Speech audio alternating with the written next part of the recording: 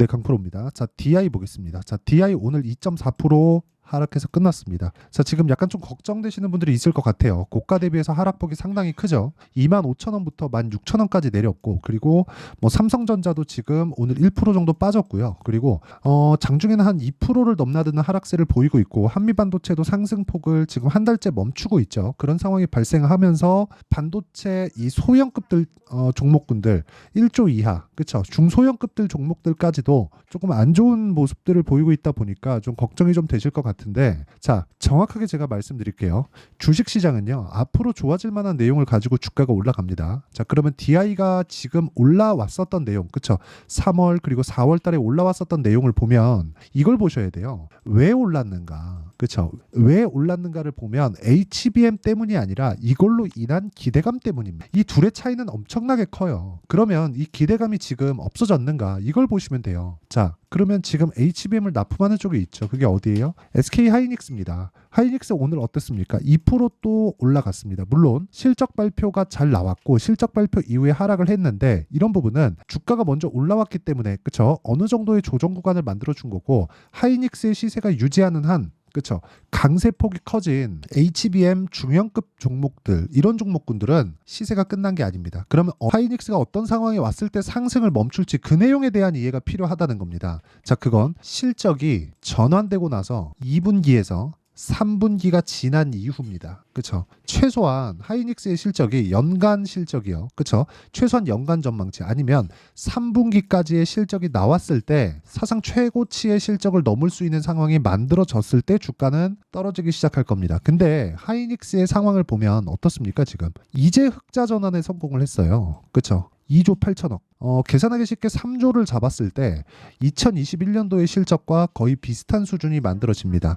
이건 더 좋아질 거예요. 왜 그러냐면 HBM이 플러스 됐기 때문에 그렇습니다. 자, 삼성전자의 그 가격적인 요인으로 인해서, 이 가격이라 함은 제품 가격을 높여준 겁니다. 뭐 D램이나 낸드 쪽, 그쵸? 이쪽에 대한 제품 가격을 삼성전자가 감산을 하면서 높여줬어요. 이건 삼성전자가 아니면 할 수 없습니다. 이런 상황을 만들어 줬는데, 이런 것이 더해져서 나온 게 하이닉스의 이번 1분기 실적이라고 보시면 됩니다. 그러면 여기에 HBM은 지금 어떤 상황이에요? 쇼티지예요. 물량이 없습니다. 이건 그냥 만들면 나가는 거예요. 그리고 비싸고 마진율도 높습니다. 그쵸? 자, 여기 보시면요, 지금 하이닉스의 실적, 이익률을 보면 몇 프로가 나옵니까? 2조에 2조 8천억, 20%가 넘죠. 자, 이런 상황이 지금 나오고 있는 거예요. 하이닉스 같은 거대 기업이. 그러면 삼성전자에 잘 나갔을 때, HBM은 아니었지만 잘 나갔을 때 실적을 보잖아요. 19년도의 실적 12%, 그 다음에 20년 15%, 18%, 14% 이렇습니다. 반도체 슈퍼사이클이라고 불렸었던 2016년, 17년, 18년도까지의 실적을 보면 영업이익률이 50% 가까이 됩니다. 삼성전자 같은 기업이. 그쵸? 자, 이건 장치 산업이기 때문에 손익분기점을 넘어가는 그 순간부터는 이익의 폭이 기하급수적으로 늘어요. 근데 주가는 그때 꼭지를 치고 내려오게 되죠. 왜? 미래 가치를 반영하니까. 그러면 이 내용을 가지고 우리가 DI를 보면 어떤 상황일까요, 지금? DI를 보면 미래 가치를 반영하는, 즉 기대감에 대한 부분이 아직까지 남아있다. 그런 부분을 우리는 어디서 확인할 수 있어요? 하이닉스에서 확인할 수 있는 겁니다.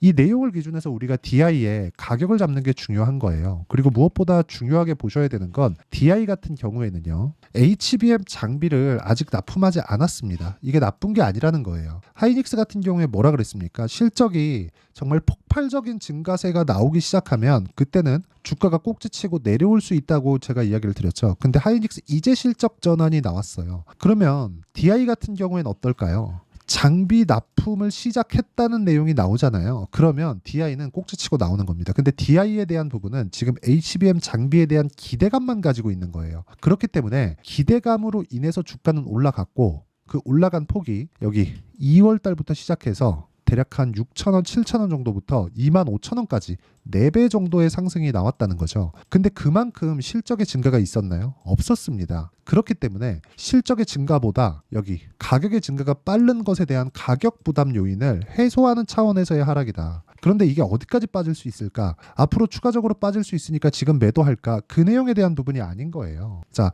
HBM 관련돼서 제가 디테일하게 이야기를 드리진 않겠습니다. 하지만 전체적인 내용을 한번 말씀드리면 HBM, 그리고 메모리 반도체에 대한 부분은요. 앞으로 사용처가 늘어나는 게 아니라 중요도가 훨씬 더 늘어났습니다. 비메모리 쪽이 원래 반도체 시장을 이끌어가는 게 맞습니다. 메모리 시장은요. 절대로 반도체 시장을 이끌 수 없어요. 그건 지금도 마찬가지예요. 그런데 지금은 비메모리의 성능을 높이기 위해서는 메모리 반도체에 대한 역할이 정말 커졌고요. 이런 부분을 감안한다면 HBM 장비를 납품한다는 DI에 대한 기대감은 계속될 수밖에 없습니다. 그리고 이 구간에서 고가가 낮아지고 있는 부분, 그리고 나서 확인한 이후에 우리가 매매 타점을 잡아야 되는 거, 이게 가장 중요한 겁니다. 그래서 이 내용에 대해서 정확하게 이해를 하실 수 있게 여기 DI의 가격과 단기 보유 전략. 단기는 2주 동안의 기간을 의미를 하고요. 그리고 2주 동안, 물론 오차는 있지만 2주 안에 내가 수익 볼 수 있는, 그쵸? 수익 전환을 시킬 수 있는 가격대를 잡는 것. 그쵸? 그리고 DI의 변동폭이 크기 때문에 제가 DI의 실시간 타점을 문자로 공유를 해드리도록 할 테니까 상단에 있는 전화번호로 DI, 자, DI라고 문자 보내주시면 제가 DI의 실시간 타점, 그리고 단기 보유 전략을 함께 공유를 해드리도록 하겠습니다. 우리 개인 투자자들은 무조건 효율 높은 매매를 해야 됩니다. 효율 높은 매매를 하지 않으면 주식시장은 정말 어려워질 수밖에 없어요. 효율 높은 매매를 하기 위해서는 보유기간을 줄이는 수밖에 없고요. 보유기간을 줄이기 위해서는 가격대를 내가 잘 잡아야 됩니다. 혹시라도 내가 고가에 물려서 지금 어떻게 할지 잘 모르겠다 하시는 분들은 여기 상단에 있는 전화번호로 DI라고 문자 보내주시면 제가 실시간 타점과 함께 단기 보유 전략을 공유해 드리도록 하겠습니다. 자, 그러면 제가 가격에 대해서 중요하다고 이야기를 드렸는데 그 내용을 2월과 3월 달에 가격이 먼저 뜨면서 신고가를 만들어냈어요. 그리고 나서 추가적인 상승세가 4월 초 그리고 중순까지 이어졌었던 겁니다. 자, 그럼 보세요.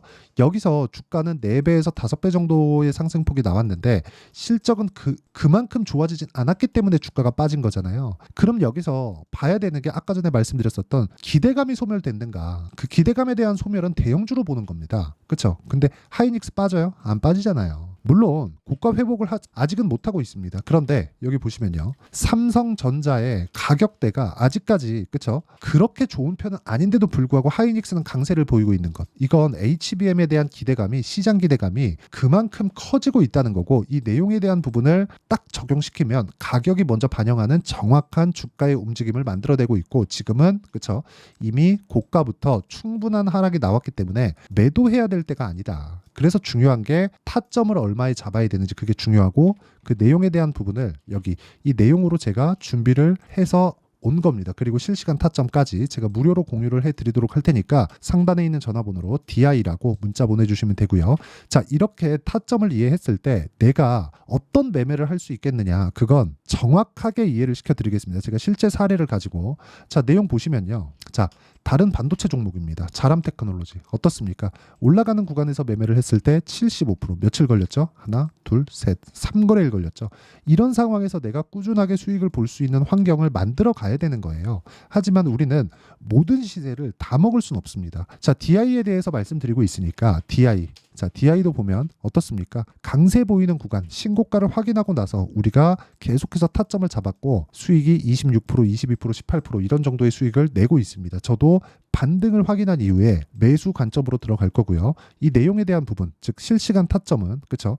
여기는 전체적인 내용입니다. 이 전체적인 내용을 여기 소통방에서 공유하고 있습니다. 자, 5월 13일 오늘이죠. 삼성중공업, 일진전기, 대원전선 이렇게 장시작 전에 제가 공유해 드렸고요. 강세를 보인 종목군들을 제가 먼저 추려서 이야기를 드리기 때문에 이렇게 장시작 전에 공유하는 게 가능합니다. 자, 삼성중공업 보겠습니다. 어떤 종목인지 보시면 명확하게 나오죠. 신고가 구간 딱 가자마자 제가 계속해서 공략을 하고 큰 폭의 상승은 아니지만 오늘도 2.8%의 강세 구간에 들어와 있죠. 그리고 여기 일진전기. 자, 일진전기 같은 경우에도 올라가는 구간에서 계속해서 매매를 하고 오늘도 3% 상승하는 구간에서 제가 매도를 한 결과 2% 정도의 수익 구간에서 끝났습니다. 근데 그 전에 13%씩 꾸준하게 수익을 냈었던 종목이라는 거죠.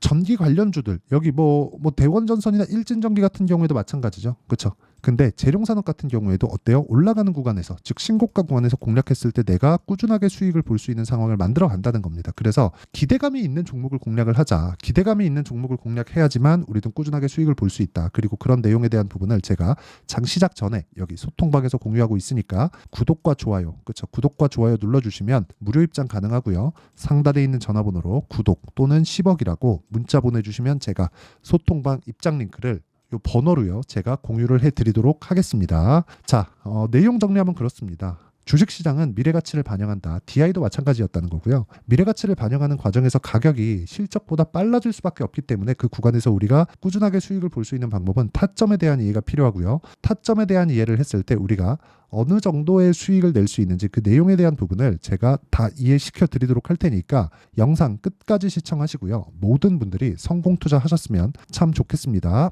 자, 24년도가 돼도 여전히 시장은 녹록지 못합니다. 이런 상황이 벌어지는 건 어쩔 수 없습니다. 이런 상황에서도 수익이 나는 종목들의 구조는 변하지 않습니다. 즉 대시세 종목에 대한 구조는 변하지 않는다는 거고, 실제 제가 소통방에서 지속적으로 이야기를 드리고 있는 내용도 대시세 종목이나 시장 주도주를 공략하는 건 철저하게 가격 분석을 하라고 이야기를 드리고, 가격 분석 이후에는 이슈에 대한 파악, 그리고 이슈를 파악하고 나서는 다시 내가 얼마에 매수할지 그 타점에 대한 부분을 지속적으로 언급을 하고 있습니다. 자, 근데 생각해 보세요. 시장이 굉장히 어려웠습니다. 어려운 상황에서의 어떤 종목들이 강했냐 보면 반도체와 그리고 바이오입니다. 자, 실제 여기 보면요. HLB에 제가 실제 매매한 내용을 띄워놓고 보여드리고 있는데 1월 22일부터 매매를 시작해서 4일 동안 31%의 수익 마감이 됐고요. 그리고 여전히 신고가 종목입니다. 자, 그리고 그 다음 어보브 반도체, 이름을 보시다시피 반도체 종목이죠. 그리고 AI 반도체는 지속적으로 강세를 보이고 있습니다. 이 종목도 신고가를 먼저 달성한 이후에 제가 21%의 단기간에 21%의 큰 수익을 내고 마감이 됐습니다. 다시 재공략을 준비하고 있고, 이런 부분은 소통방에서 다 공유를 해드립니다. 자, 그리고 코세스. 자, 코세스 같은 종목도 당연히 그쵸, 신고가 종목이고요. 그리고 반도체 종목입니다. 이 종목도 영업일 기준에서 이틀 동안 대략 한 15%의 수익 마감이 됐습니다. 내용을 한번 보시면 어떻습니까? HLB를 포함해서 뭐 30%, 20%, 뭐 15% 이런 식의 수익이 지속적으로 발생하고 있는데, 이 세 종목 모두 다 신고가 종목이고 1월 달에 시장이 약세를 보이고 있는 구간에서도 강했었던 그런 종목입니다. 특징점이 하나 있는데 그 이슈에 앞서서 가격이 먼저 반영했다는 거죠. 그렇게 제가 가격을 먼저 보고 이슈에 대해서 파악하는 이유는 결과적으로는 큰 시세를 먹기 위한 사전 준비 작업입니다. 실제로 큰 시세를 먹기 위해서 사전 준비 작업을 했을 때 여기 레인보우 로보틱스 127%, 그리고 ISC 98%, 그리고 한미반도체 97%의 큰 수익을 내는 상황을 만들 수 있습니다. 어떤 식으로 소통방에서 진행됐는지, 그쵸? 그 상황을 제가 이야기를 드린 건데, 이런 상황도요 당연히 신고가를 공략했을 때 가능한 겁니다. 자, 그러면 이번에도 마찬가지입니다. 그쵸? 정부 주도의 코리아 디스카운트 해소 방안이 2월 달에 발표를 하고요. 그리고 2월 달에 발표된 내용을 토대로 주가가 움직이는 게 아니라 이미 움직인 내용이 있죠. 실제 이 내용은 크게 중요한 게 아니라는 겁니다.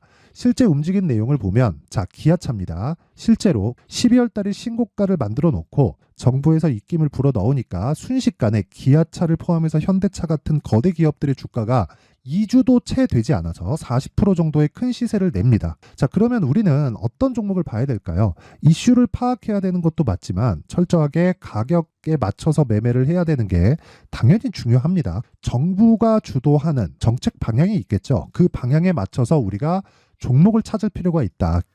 자, 그러면 답이 나왔습니다. 정부가 주도하는 방향에 맞춰서 제2의 기아차를 찾는 게 지금은 중요하다. 근데 정부 정책의 방향에 맞게 가자. 그랬을 때 앞서서 제가 보여드렸었던 내용인 여기 레인보우 로보틱스 127%, 그리고 ISC 98%, 그리고 한미반도체 97%와 같은 수익을 낼 수 있습니다. 물론 시간에 대한 부분은 최소 2주의 시간이 필요하고요. 그리고 최장 3개월 안에 끝내야 됩니다.